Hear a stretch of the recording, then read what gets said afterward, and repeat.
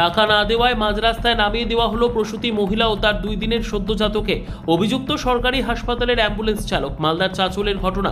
সরকারি অ্যাম্বুলেন্স চালকের বিরুদ্ধে থানায় লিখিত অভিযোগ দায়ের করলেন ওই প্রসূতির পরিবার। চরম অমানবিক ঘটনা সামনে আসতেই সরকারি হাসপাতালের অ্যাম্বুলেন্স পরিষেবা নিয়ে উঠছে একাধিক প্রশ্ন। মালদার চাঁচল থানার দেবীগঞ্জ গ্রামের বাসিন্দা মোহাম্মদ ইমরান 2 দিন আগে তার স্ত্রী কন্যা সন্তানের জন্ম দেন। সন্তান প্রসবের পর ওই মহিলা ও শিশুকে সরকারি হাসপাতাল থেকে বাড়ি ফিরিয়ে দেওয়ার জন্য নিশ্চয়ই যান সরকারি অ্যাম্বুলেন্স ডাকা হয়।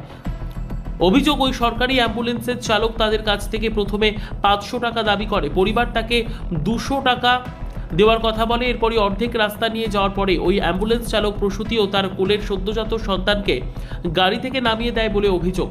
ওই প্রসূতির পরিবারের সঙ্গে চরম দুর্ব্যবহার করা হয়। এই ঘটনা নিয়ে চাঁচল থানায় ওই প্রসূতির স্বামী একটি লিখিত আকারে অভিযোগ দায়ের করেন।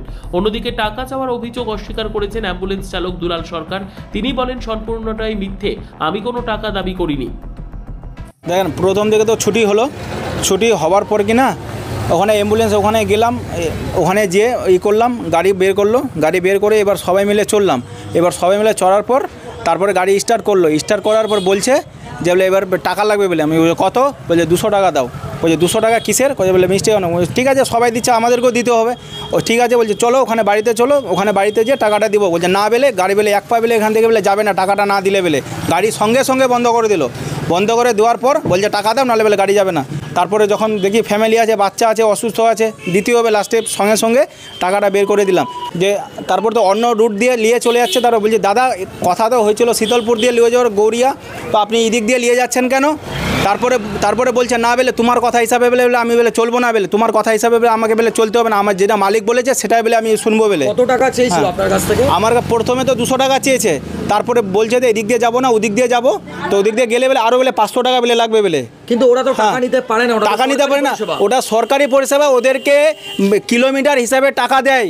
ওরা কোন হিসাবে টাকা দেয়? 200 টাকাটা হচ্ছে বেশি, কিন্তু ওরা কোন হিসাবে ওরা টাকাটা নেয়? কিন্তু আমরা মিষ্টি খাওয়ার জন্য 200 টাকা দিলাম, চলো বাচ্চা হলো মিষ্টি খাওয়ার জন্য দিলাম।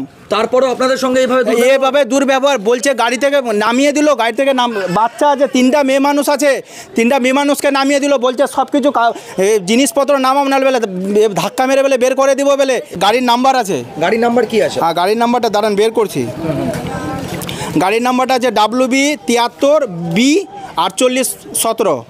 এখানে ছবিটা আছে, দেখেন। ও বললো দাঁড়াতে, বললো আমি কোনো মেডিসিনের দোকানে দাঁড়াইনি। ওকে বললাম যে এদিক দিয়ে চলো, ও দূর থেকে ঘুরে যেতে চাইছিল। ওকে বললাম যে আমার তো মালিককে তো হিসাব দিতে হবে। আচ্ছা, যে টাকা পয়সার গল্প বলছে এটা কি সম্পূর্ণ মিথ্যে?